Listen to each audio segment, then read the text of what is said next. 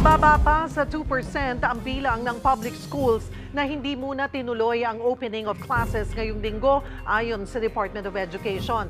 Pero sa mga lugar na yan, gaya sa Marikina na inusog sa August 5 ang pasukan, malaking problema raw ang pagkumpleto sa mga gamit pang eskwela. Para bigyan ng mukha ang balita, Mobile Journal, Ivan Tarinque. Nagbalik eskwela na ang mga mag-aaral kahapon.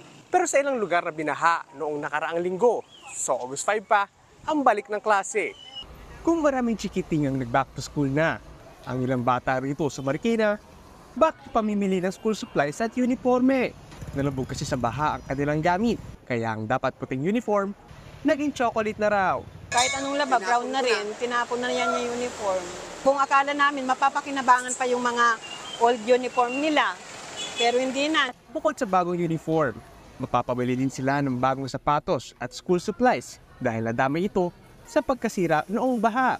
Kaya kamot-ulo ang ilang magulang, mga lolo't lola, sa panibagong gastusin.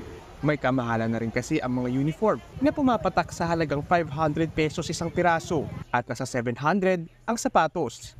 Masaklap daw talaga yung binha ka na, mas mapapagastos ka pa. Hindi na. Kasi ano na talaga siya parang chocolate, putik na putik. O kaya hindi na rin. Kaya sabi ko, sige, yan yung warehouse natin. Dembali na daw na gumastos ng malaki para sa mga school supplies at school uniform ngayon. Dahil ang edukasyon naman daw ang nag-iisang bagay na madadala mo hanggang sa iyong pagtanda.